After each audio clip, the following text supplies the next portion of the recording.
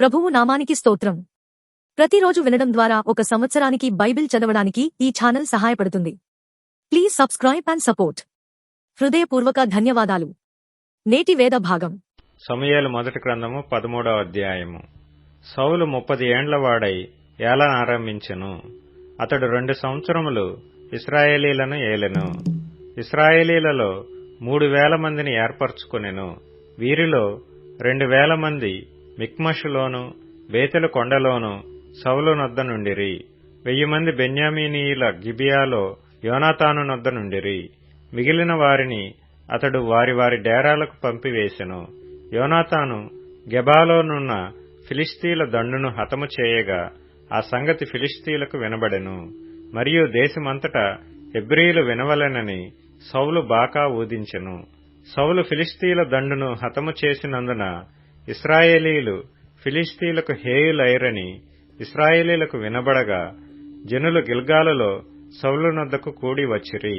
ఫిలిష్తీయులు ఇశ్రాయేలీలతో యుద్ధము చేయుటకై 30,000 రథములను 6,000 గుర్రపు రౌతులను సముద్రపు దరి నుండు ఇసుక రేణువులంత విస్తారమైన జన సమూహమును సమకూర్చుకొని వచ్చిరి. వీరు బయలుదేరి బేతావెను తూర్పు దిక్కున మిక్మషులో దిగిరి. ఇశ్రాయేలీయులు దిగులుపడుచూ వచ్చి తాము ఇరుకులోనున్నట్టు తెలుసుకొని గుహలలోనూ పొదలలోనూ మెట్టలలోనూ ఉన్నత స్థలములలోనూ కూపములలోనూ దాగిరి. కొందరు హెబ్రీయులు యొర్దాను నది దాటి గాదు దేశమునకును గిలాదునకును వెళ్లిపోయిరి గాని సౌలు ఇంకనూ గిల్గాలులోనే ఉండెను. జనులందరూ భయపడుచు అతని వెంబడించిరి. సమూయేలు చెప్పినట్టు అతడు 7 దినములు ఆగి సమూయేలు గిల్గాలునకు రాకపోవుటయు జనులు తమ యొద్ద నుండి చెదరిపోవుటయు చూచి దహన బలులను సమాధాన బలులను నా యొద్దకు తీసుకుని రమ్మని చెప్పి దహన బలి అర్పించెను. అతడు దహన బలి అర్పించి చాలించిన వెంటనే సమూయేలు వచ్చెను. సౌలు అతనిని కలుసుకొని అతనికి వందనము చేయుటకై బయలుదేరగా సమూయేలు అతనితో నీవు చేసిన పని ఏమని అడిగెను.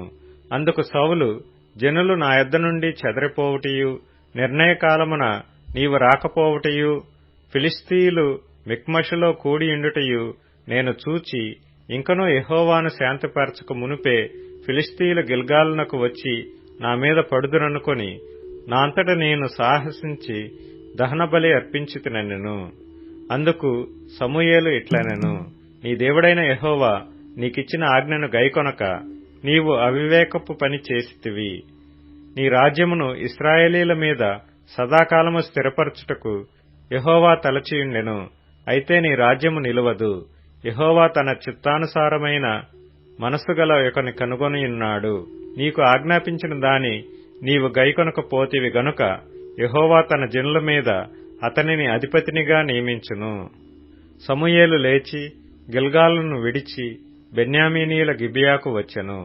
సౌలు తన యొద్దనున్న జనులను లెక్కపెట్టగా వారు దాదాపు 600 మంది యుండిరి.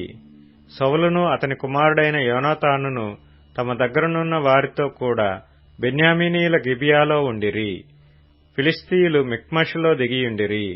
మరియు ఫిలిష్తీయుల పాలెములో నుండి దోపుడుగాండ్రు 3 గుంపులుగా బయలుదేరి ఒక గుంపు షూయాలు దేశమున ఓప్రాకు పోవు మార్గమున సంచరించెను. రెండవ గుంపు బేత్ హోరోనుకు పోవు మార్గమున సంచరించెను. మూడవ గుంపు అరణ్య సమీపమందుండు జెబోయిము లోయ సరిహద్దు మార్గమున సంచరించెను. హెబ్రీయులు కత్తులను ఈటెలను చేయించుకొందురేమో అని ఫిలిష్తీయులు ఇశ్రాయేలీల దేశమందంతటా కమ్మరవాండ్రు లేకుండా చేసియుండిరి. కాబట్టి ఇశ్రాయేలీలందరూ తమ నక్కులను పారలను గొడ్డండ్రును పోటకత్తులను పదును చేయించుటకై ఫిలిష్తీయుల దగ్గరకు పోవలసి వచ్చెను. అయితే నక్కులకును పారలకును 3 ముండ్లు గల కొంకులకును గొడ్డండ్రుకును మునుకోల కర్రలు సరిచేయుటకును ఆకురాళ్లు మాత్రము వారి యొద్ద నుండెను. కాబట్టి యుద్ధ దినమందు సౌలు నొద్దను యోనాతాను నొద్దను ఉన్న జనులలో ఒకని చేతిలోనైనను కత్తియే గాని ఈటియే గాని లేకపోయెను. సౌలునకును అతని కుమారుడైన యోనాతానునకును మాత్రము అవి ఉండెను. ఫిలిష్తీయుల దండు కావలివారు కొందరు మిక్మషు కనుమకు వచ్చిరి. సమూయేలు మొదటి గ్రంథము 14వ అధ్యాయము. ఆ దినము సౌలు కుమారుడైన యోనాతాను తన తండ్రితో ఏమీ చెప్పక తన ఆయుధములను మోయి పడచువానిని పిలిచి అవతలనున్న ఫిలిష్తీయుల దండు కావలి వారిని హతము చేయ పోదము రమ్మనెను. సౌలు గిబియా అవతల మిగ్రోనులో దానిమ్మ చెట్టు క్రింద దిగియుండెను. అతని యొద్దనున్న జనులు దాదాపు 600 మంది. షిలోహులో యెహోవాకు యాజకుడగు ఏలీ యొక్క కుమారుడైన ఫీనెహాసుకు పుట్టిన ఈకాబోదు యొక్క సహోదరుడైన అహీటూబునకు జననమైన అహీయా ఏఫోదు ధరించుకుని అక్కడ ఉండెను. యోనాతాను వెళ్లిన సంగతి జనులకు తెలియకయుండెను. యోనాతాను ఫిలిష్తీయుల దండు కావలి వారున్న స్థలమునకు పోజూచిన దారియగు కనుమల నడుమ యువతల ఒక నూది గట్టును అవతల ఒక నూది గట్టును ఉండెను. వాటిలో ఒకదాని పేరు బొస్సేసు, రెండవ దాని పేరు సెనే. ఒకదాని కొమ్మ మిక్మషు ఎదుట ఉత్తరపు వైపునను, రెండవ దాని కొమ్మ గిబియా ఎదుట దక్షిణపు వైపునను ఉండెను. యోనాతాను, ఈ సున్నతి లేని వారి దండు కాపరుల మీదికి పోదము రమ్ము, యెహోవా మన కార్యమును సాగించునేమో, అనేకుల చేతనైనను కొద్దిమంది చేతనైనను రక్షించుటకు యెహోవాకు అడ్డమా అని తన ఆయుధములు మోయి వానితో చెప్పగా, అతడు, నీ మనసులో ఉన్నదంతయూ చేయుము, పోదము రమ్ము, నీ ఇష్టానుసారముగా నేను నీకు తోడుగానున్నానని అతనితో చెప్పెను. అప్పుడు యోనాతాను, మనము వారి దగ్గరకు పోయి మనలను వారికి అగపరుచుకుందము, వారు మనలను చూచి మేము మీ యొద్దకు వచ్చు వరకు అక్కడ నిలువుడని చెప్పిన ఎడల వారి యొద్దకు పోక మనమున్న చోట నిలుచుదము. మా యొద్దకు రండని వారు చెప్పిన ఎడల యెహోవా వారిని మన చేతికి అప్పగించినని దాని చేత గుర్తించి మనము పోదమని చెప్పగా, వీరిద్దరూ తమ్మును తాము ఫిలిష్తీయుల దండు కాపరులకు అగపరుచుకొనిరి. అప్పుడే ఫిలిష్తీయులు, చూడుడి, తాము దాగియుండిన గుహలలో నుండి హెబ్రీయులు బయలుదేరి వచ్చుచున్నారని చెప్పుకొనుచు యోనాతానును అతని ఆయుధములను మోయువానిని పిలిచి, మేము మీకు ఒకటి చూపింతుము రండని చెప్పినప్పుడు, యోనాతాను, నా వెనుక రమ్ము, యెహోవా ఇశ్రాయేలీల చేతికి వారిని అప్పగించునని తన ఆయుధములు మోయువానితో చెప్పి, అతడును అతని వెనుక అతని ఆయుధములు మోయువాడును తమ చేతులతోనూ కాళ్లతోనూ ప్రాకి ఎక్కిరి. యోనాతాను దెబ్బకు పడగా అతని వెనుక వచ్చు అతని ఆయుధములు మోయువాడు వారిని చంపెను. యోనాతానును అతని ఆయుధములు మోయువాడును చేసిన ఆ మొదటి వధయందు దాదాపు 20 మంది పడిరి. ఒక దినమున ఒక కాడి ఎడ్లు దున్ను 1/2 ఎకరము నేల పొడుగున అది జరిగెను. దండులోనూ పొలములోనూ జనులందరిలోనూ మహాభయకంపము కలిగెను. దండు కావలి వారును దోపుడు గాండ్రును భీతి నొందిరి. నేల ఎదిరెను. వారు ఈ భయము దైవికమని భావించిరి. దండువారు చెదరిపోయి బొత్తిగా ఓడిపోవుట బెన్యామీనీల గిబియాలోనున్న సౌలు యొక్క వేగుల వారికి కనబడగా, సౌలు, మీరు లెక్కపెట్టి మన యొద్ద లేని వారెవరో చూడుడని తన యొద్దనున్న జనులతో చెప్పెను. వారు లెక్క చూచి యోనాతానును అతని ఆయుధములు మోయివాడును లేరని తెలుసుకొనిరి. దేవుని మందసము అప్పుడు ఇశ్రాయేలీల యొద్ద ఉండగా, దేవుని మందసమును ఇక్కడికి తీసుకుని రమ్మని సౌలు అహీయాకు సెలవిచ్చెను. సౌలు యాజకునితో మాట్లాడుచుండగా ఫిలిష్తీయుల దండులో ధ్వని మరి ఎక్కువగా వినబడెను. కాబట్టి సౌలు యాజకునితో, నీ చెయ్యి వెనుకకు తీయమని చెప్పి తానును తన యొద్దనున్న జనులందరూ కూడుకొని యుద్ధమునకు చొరబడిరి. వారు రాగా ఫిలిష్తీయులు కలవరపడి ఒకరినొకరు హతము చేసుకొనుచుండిరి. మరియు అంతకు మునుపు ఫిలిష్తీయుల వశముననున్నవారై చుట్టూనున్న ప్రాంతములలో నుండి వారితో కూడా దండునకు వచ్చిన హెబ్రీయులు సౌలు నొద్దను యోనాతాను నొద్దను ఉన్న ఇశ్రాయేలీలతో కలుసుకొనవలెనని ఫిలిష్తీయులను విడిచిరి. అదియుగాక ఎఫ్రాయిము మన్యములో దాగియున్న ఇశ్రాయేలీయులను ఫిలిష్తీయులు పారిపోయిరని విని యుద్ధమందు వారిని తరుముటలో కూడిరి.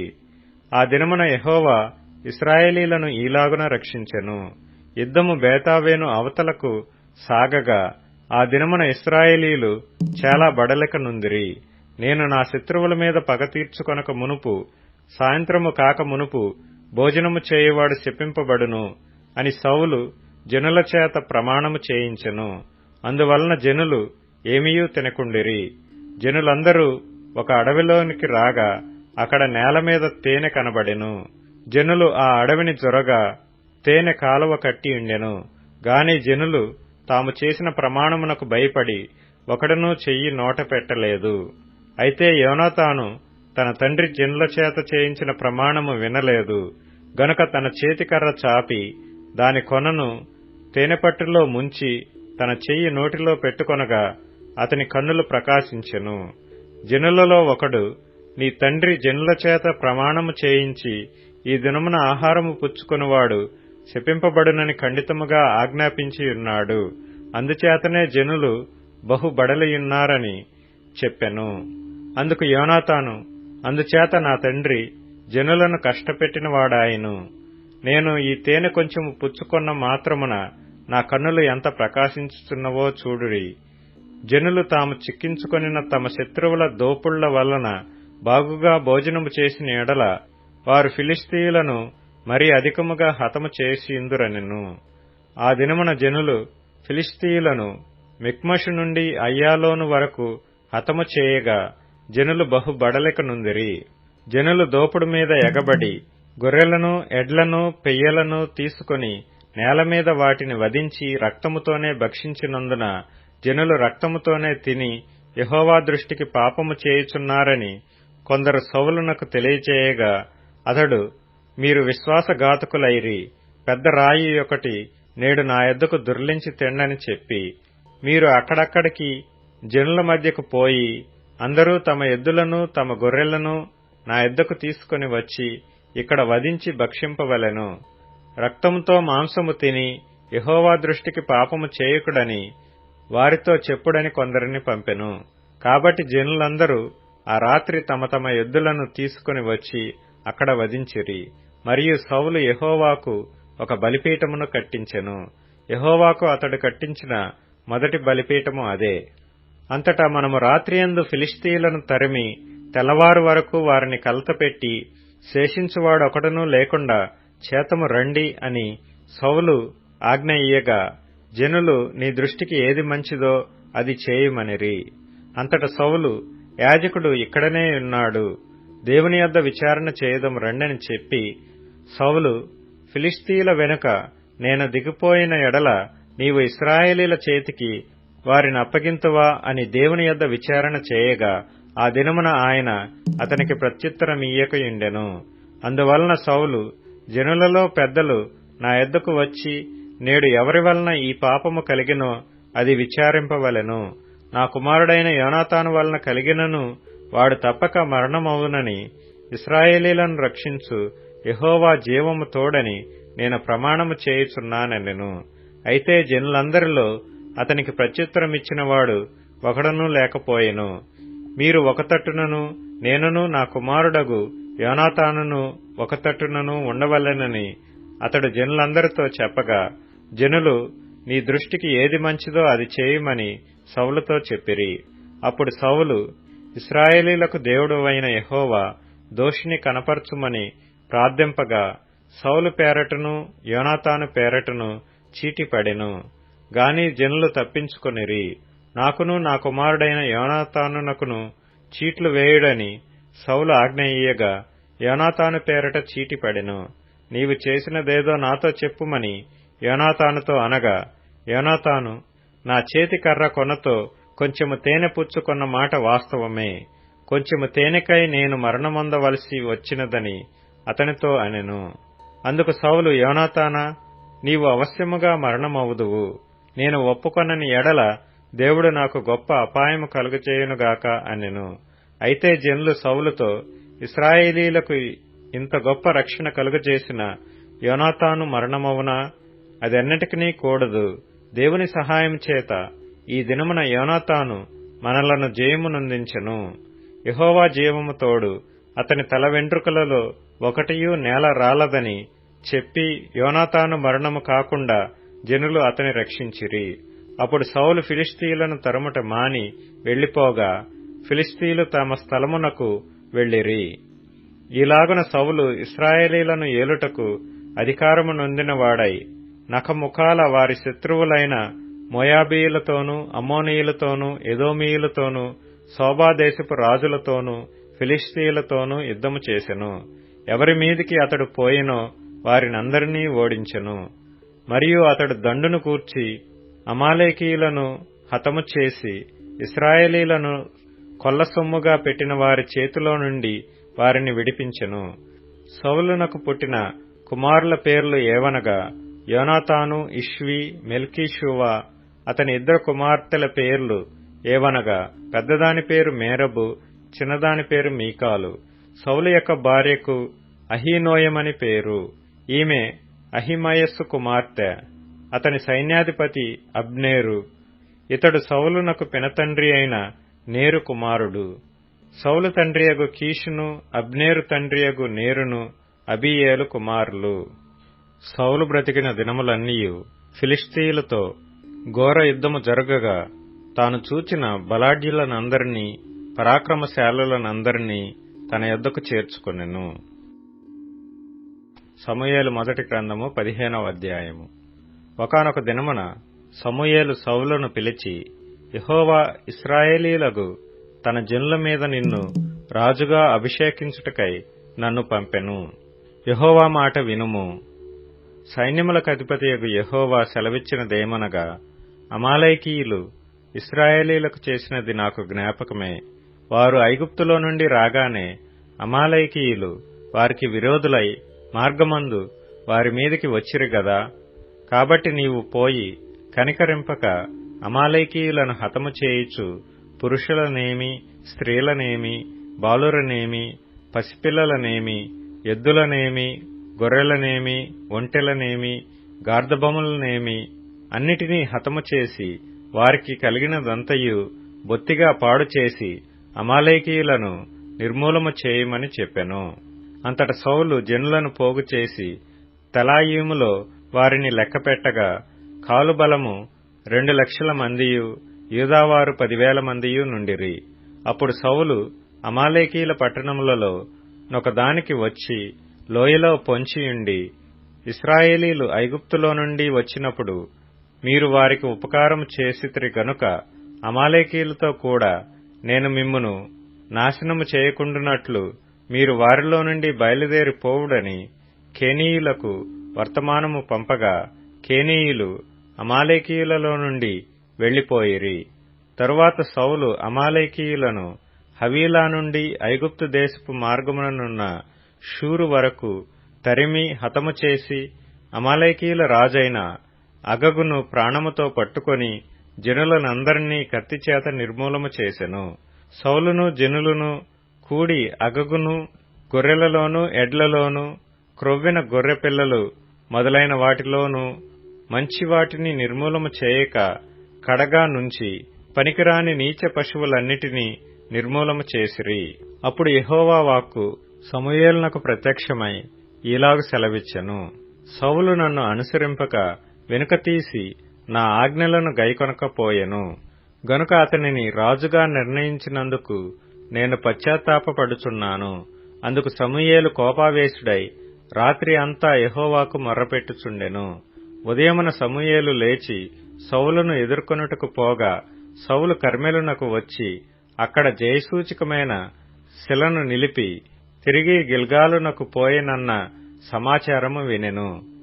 తరువాత అతడు సౌలునొద్దకు రాగా సౌలు, యెహోవా వలన నీకు ఆశీర్వాదము కలుగునుగాక, యెహోవా ఆజ్ఞను నేను నెరవేర్చితిననగా సమూయేలు, అలాగైతే నాకు వినబడుచున్న గొర్రెల అరుపులను ఎడ్ల రంకెలను ఎక్కడవి అని అడిగెను. అందుకు సౌలు, అమాలేకీయుల యొద్ద నుండి జనులు వీటిని తీసుకొని వచ్చిరి. నీ దేవుడైన యెహోవాకు బలులనర్పించుటకు జనులు గొర్రెలలోనూ ఎడ్లలోనూ మంచి వాటిని ఉండనిచ్చిరి.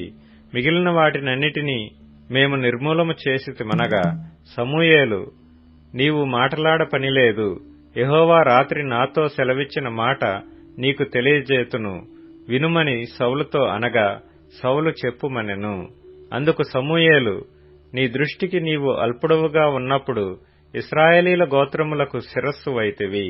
యెహోవా నిన్ను ఇశ్రాయేలీల మీద రాజుగా అభిషేకించెను. మరియు యెహోవా నిన్ను సాగనంపి నీవు పోయి పాపాత్ములైన అమాలేకీయులను నిర్మూలము చేయుము, వారు లయమగు వరకు వారితో యుద్ధము చేయమని సెలవీయగా, నీవు ఎందుచేత యెహోవా మాట వినక దోపుడు మీద ఎగబడి ఆయన దృష్టికి కీడు చేసితివనెను. అందుకు సౌలు, ఆ మాట అనవద్దు, నేను యెహోవా మాట విని యెహోవా నన్ను పంపిన మార్గమున పోయి అమాలేకీయుల రాజైన అగగును తీసుకుని వచ్చితిని కాని అమాలేకీయులను నిర్మూలము చేసితిని. అయితే గిల్గాలులో నీ దేవుడైన యెహోవాకు బలి అర్పించుటకై జనులు శపితములగు గొర్రెలలోనూ ఎడ్లలోనూ ముఖ్యమైన వాటిని తీసుకుని వచ్చిరని సమూయేలుతో చెప్పెను. అందుకు సమూయేలు, తాను సెలవిచ్చిన ఆజ్ఞను ఒకడు గైకొనుట వలన యెహోవా సంతోషించున్నట్లు ఒకడు దహన బలులను అర్పించుట వలన ఆయన సంతోషించునా? ఆలోచించుము, బలులు అర్పించుట కంటే ఆజ్ఞను గైకొనుటయు, పొట్టేళ్ల క్రొవ్వు నర్పించుట కంటే మాట వినుటయు శ్రేష్టము. తిరుగుబాటు చేయుట, సోదె చెప్పుట ఎను పాపముతో సమానము. మూర్ఖతను అగపరచుట, మాయ విగ్రహము, గృహదేవతలను పూజించుటతో సమానము. యెహోవా ఆజ్ఞను నీవు విసర్జించితివి కనుక నీవు రాజుగా ఉండకుండా ఆయన నిన్ను విసర్జించిననగా, సౌలు జనులకు జడిసి వారి మాట వినినందున నేను యెహోవా ఆజ్ఞను నీ మాటలను మీరి పాపము తెచ్చుకొంటిని. కాబట్టి నీవు నా పాపమును పరిహరించి నేను యెహోవాకు మ్రొక్కునట్లు నాతో కూడా తిరిగి రమ్మని సమూయేలును వేడుకొనెను. అందుకు సమూయేలు, నీతో కూడా నేను తిరిగి రాను, నీవు యెహోవా ఆజ్ఞను విసర్జించితివి గనుక ఇశ్రాయేలీల మీద రాజుగా ఉండకుండా యెహోవా నిన్ను విసర్జించునని చెప్పి వెళ్లిపోవాలని తిరుగగా, సౌలు అతని దుప్పటి చెంగు పట్టుకొనినందున అది చినిగెను. అప్పుడు సమూయేలు అతనితో ఇట్లనెను, నేడు యెహోవా ఇశ్రాయేలీల రాజ్యమును నీ చేతిలో నుండి లాగివేసి నీకంటే ఉత్తముడైన నీ పొరుగువానికి దానిని అప్పగించి ఉన్నాడు. మరియు ఇశ్రాయేలీలకు ఆధారమైన వాడు నరుడు కాడు, ఆయన అబద్ధమాడడు, పశ్చాత్తాపపడడు. అందుకు సౌలు, నేను పాపము చేసితిని, అయినను నా జనుల పెద్దల ఎదుటను ఇశ్రాయేలీల ఎదుటను నన్ను గనపరిచి యెహోవాకు మ్రొక్కుటకై నేను పోగా నాతో కూడా తిరిగి రమ్మని అతనిని వేడుకొనినందున సమూయేలు తిరిగి సౌలు వెంట వెళ్ళెను. సౌలు యెహోవాకు మ్రొక్కిన తరువాత సమూయేలు, అమాలేకీయుల రాజైన అగగును నా దగ్గరకు తీసుకుని రండని చెప్పెను. అగగు సంతోషముగా అతని దగ్గరకు వచ్చి, మరణశ్రమ నాకు గడిచిపోయినే అని చెప్పగా, సమూయేలు, నీ కత్తి స్త్రీలకు సంతు లేకుండా చేసినట్టు నీ తల్లికిని స్త్రీలలో సంతు లేకపోవునని అతనితో చెప్పి గిల్గాలులో యెహోవా సన్నిధిని అగగును తుత్తునీయులుగా నరికెను. అప్పుడు సమూయేలు రామాకు వెళ్లిపోయెను. సౌలు గిబియాలోని తన ఇంటికి వెళ్ళెను. సౌలు బ్రతికిన దినములన్నిటిను సమూయేలు అతని దర్శింప వెళ్లలేదు గాని సౌలును గూర్చి దుఃఖాక్రాంతుడాయెను. మరియు తాను సౌలును ఇశ్రాయేలీల మీద రాజుగా నిర్ణయించినందుకు యెహోవా పశ్చాత్తాపము పడెను. యోహాను రాసిన మొదటి పత్రిక 5వ అధ్యాయము. యేసే క్రీస్తయ్యున్నాడని నమ్ము ప్రతివాడును దేవుని మూలముగా పుట్టియున్నాడు. పుట్టించిన వారిని ప్రేమించు ప్రతివాడును ఆయన మూలముగా పుట్టిన వానిని ప్రేమించును. మనము దేవుని ప్రేమించుచు ఆయన ఆజ్ఞలను నెరవేర్చువారమైతిమా, దేవుని పిల్లలను ప్రేమించుచున్నామని దానివలననే ఎరుగుదము. మనం ఆయన ఆజ్ఞలను గైకొనుటయే దేవుని ప్రేమించుట. ఆయన ఆజ్ఞలు భారమైనవి కావు. దేవుని మూలముగా పుట్టిన వారందరూ లోకమును జయించుదురు. లోకమును జయించిన విజయము మన విశ్వాసమే. యేసు దేవుని కుమారుడని నమ్మువాడు తప్ప లోకమును జయించువాడు మరి ఎవడు? నీళ్ల ద్వారాను రక్తము ద్వారాను వచ్చినవాడు ఈయనే, అనగా యేసుక్రీస్తే. ఈయన నీళ్లతో మాత్రమే కాక నీళ్లతోనూ రక్తముతోనూ వచ్చెను. ఆత్మ సత్యము గనక సాక్ష్యమిచ్చువాడు ఆత్మయే. సాక్ష్యమిచ్చువారు ముగ్గురు, అనగా ఆత్మయు నీళ్లును రక్తమును, ఈ ముగ్గురు ఏకీభవించి ఉన్నారు. మనము మనుష్యుల సాక్ష్యముగా అంగీకరించుచున్నాము గదా. దేవుని సాక్ష్యము మరి బలమైనది. దేవుని సాక్ష్యము ఆయన తన కుమారుని గూర్చి ఇచ్చినదే. దేవుని కుమారుని యందు విశ్వాసముంచువాడు తనలోనే ఈ సాక్ష్యము కలిగియున్నాడు. దేవుని నమ్మని వాడు ఆయన తన కుమారుని గూర్చి ఇచ్చిన సాక్ష్యమును నమ్మలేదు గనక అతడు దేవుని అబద్ధికునిగా చేసినవాడే. ఆ సాక్ష్యమేమనగా, దేవుడు మనకు నిత్య జీవమును దయచేసెను. ఈ జీవము ఆయన కుమారుని యందున్నది. దేవుని కుమారుని అంగీకరించువాడు జీవము గలవాడు. దేవుని కుమారుని అంగీకరింపనివాడు జీవము లేనివాడే. దేవుని కుమారుని నామమందు విశ్వాసముంచు మీరు నిత్య జీవము గలవారని తెలుసుకొనున్నట్లు నేను ఈ సంగతులను మీకు రాయుచున్నాను. ఆయనను బట్టి మనకు కలిగిన ధైర్యమేదనగా, ఆయన చిత్తానుసారముగా మనమేది అడిగినను ఆయన మన మనవి ఆలకించుననున్నదియే. మనమేమి అడిగినను ఆయన మన మనవి ఆలకించునని మనమెరిగిన ఎడల మనమాయనను వేడుకొనున్నవి మనకు కలిగినవని ఎరుగుదుము. తన సహోదరుడు మరణకరము కాని పాపము చేయగా ఎవడైనను చూచిన ఎడల అతడు వేడుకొనును. అతని బట్టి దేవుడు మరణకరము కాని పాపము చేసిన వారికి జీవము దయచేయును. మరణకరమైన పాపము కలదు. అట్టిదాని గూర్చి వేడుకొనవలెనని నేను చెప్పుటలేదు. సకల దుర్నీతియు పాపము అయితే మరణకరము కాని పాపము కలదు. దేవుని మూలముగా పుట్టియున్నవాడెవడు పాపము చేయడని ఎరుగుదుము. దేవుని మూలముగా పుట్టినవాడు తన్ను భద్రము చేసుకొనును గనక దుష్టుడు వాని ముట్టడు. మనం దేవుని సంబంధులమనియు లోకమంతయు దుష్టుని యందున్నదనియు ఎరుగుదుము. మనము సత్యవంతుడైన వానిని ఎరగవలెనని దేవుని కుమారుడు వచ్చి మనకు వివేకమును అనుగ్రహించియున్నాడని ఎరుగుదము. మనము దేవుని కుమారుడైన యేసు క్రీస్తునందున్న వారమై సత్యవంతుని అందున్నాము. ఆయనే నిజమైన దేవుడును నిత్య జీవమునై ఉన్నాడు. చిన్నపిల్లలారా, విగ్రహముల జోలికి పోకుండా జాగ్రత్తగా ఉండుడి. కీర్తనల గ్రంథం 127వ కీర్తన. యెహోవా ఇల్లు కట్టించని ఎడల దాని కట్టువారి ప్రయాసము వ్యర్థమే. యెహోవా పట్టణమును కాపాడని ఎడల దాని కావలి కాయువారు మేలుకొనియుండుట వ్యర్థమే. మీరు వేకువనే లేచి చాలా రాత్రి అయిన తర్వాత పండుకొనుచు కష్టార్జితమైన ఆహారము తినుచునుండుట వ్యర్థమే. తన ప్రియులు నిద్రించుచుండగా ఆయన వారికిచ్చుచున్నాడు. కుమారులు యెహోవా అనుగ్రహించు స్వాస్థ్యము, గర్భఫలము ఆయన ఇచ్చు బహుమానమే. యవనకాలమందు పుట్టిన కుమారులు బలవంతుని చేతిలోని బాణముల వంటివారు. వారితో తన అంబుల పొది నింపుకొనిన వాడు ధన్యుడు. అట్టివారు సిగ్గుపడక గుమ్మములో తమ విరోధులతో వాదించుదురు. ఇప్పుడు tune in, Spotify, Amazon music మరియు యూట్యూబ్ మ్యూజిక్ లో కూడా అందుబాటులో ఉంది. Please follow us.